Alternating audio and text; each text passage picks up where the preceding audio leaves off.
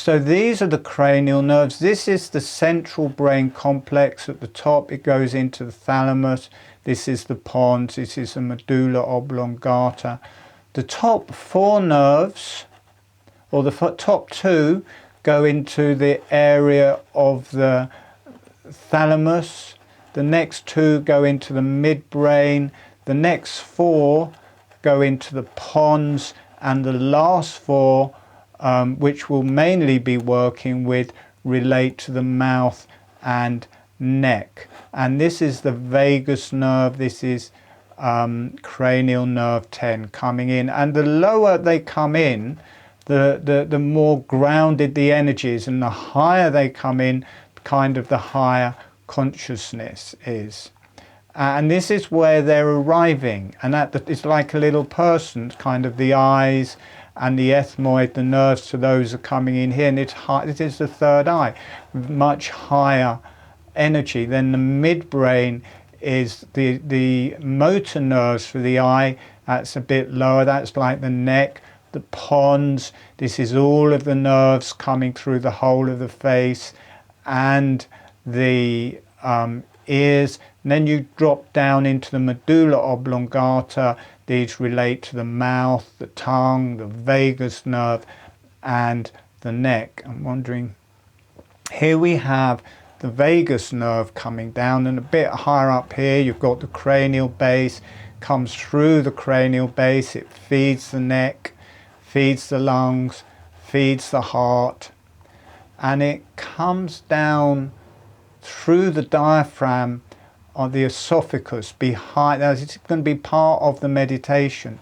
The heart is not attached to the sternum or the ribs, it's attached to the diaphragm. So as the diaphragm goes up and down, the heart also goes up and down, and where the stomach is underneath, and you have the esophagus coming into the stomach, as the diaphragm goes up and down, the stomach goes up and down. That means the esophagus, what you eat through, coming up behind the heart, up behind the I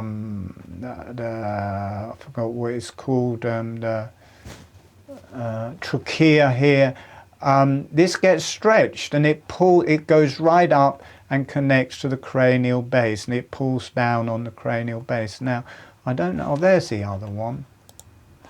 There we have the vagus nerve, showing the vagus nerve. See how it works down round the sides of the throat here, down heart and lungs, through the diaphragm, into the digestion. It doesn't show it coming down to the genitalia in this, but it comes right down into the genitalia, into the rectum, into the pelvic floor. Here's one. This is the trigeminal nerve. Can you see, as you're doing holographic breathing, it's relating to all of these nerves, and they're going into the central brain complex here. So there's the trigeminal nerve, which is the feelings for the whole face, and then there's the facial nerve, which is the motor movement for all of the nerves, and these get finer and finer and fill the whole face. There's where they're arriving in the central brain complex. Oh, I wanted this one. Good. This is the central brain complex coming up here. The nerves are coming out of this to the face, to the eyes. You've got from the thalamus here to the eyes, and the midbrain to the motor of the eyes. And then you've got the pons here. It's the trigeminal nerve, the facial nerve, the nerve to the ears. That's all coming in here. Then from the medulla oblongata, you've got the different nerves. I can't remember their names really. I'm dyslexic, but I can't remember. But it's number 9. Cranial nerve 9 is feeding the tongue.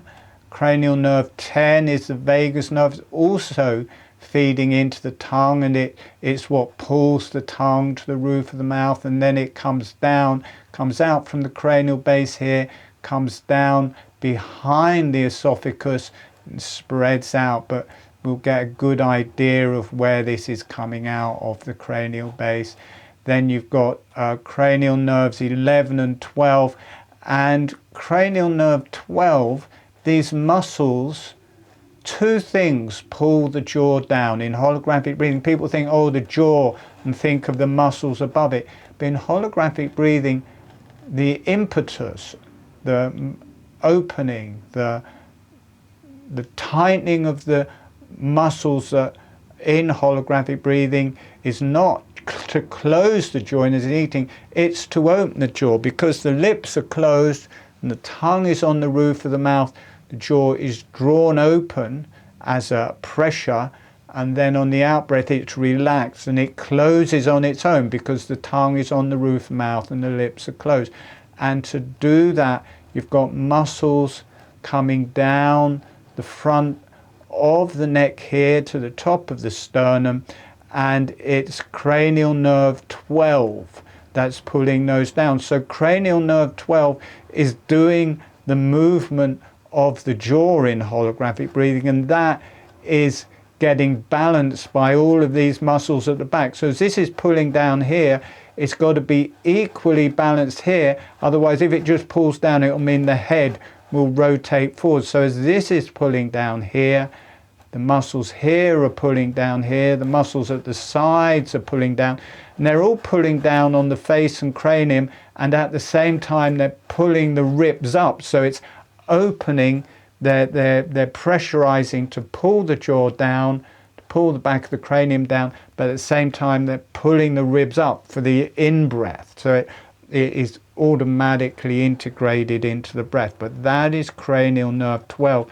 These, the trapezius and the mastosternoid, the sternomastoid cleido, whatever it's called, from the front of the chest cranium, that is cranial nerve 11. So it's the latter cranial nerves that are instigating holographic breathing, and then all of the other muscles of the face are balancing with that.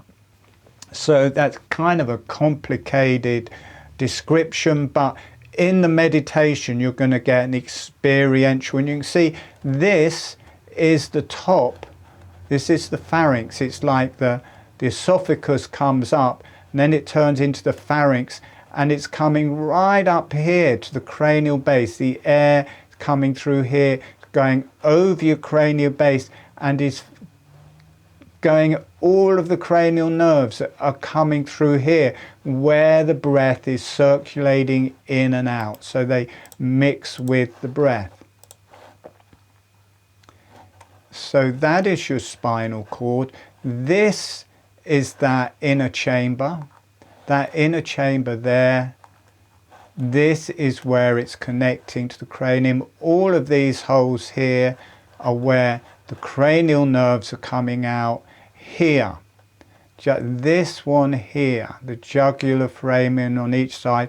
See, you've got the ears there. It's directly in from the ears. The ears are right down at cranial base level, and then directly in from the ears you've got the jugular foramen, you've got the styloid process, then directly in from that. This is where the first vertebrae is sitting, and then that is where the vagus nerve is coming out. We'll be feeling where that is with our fingers.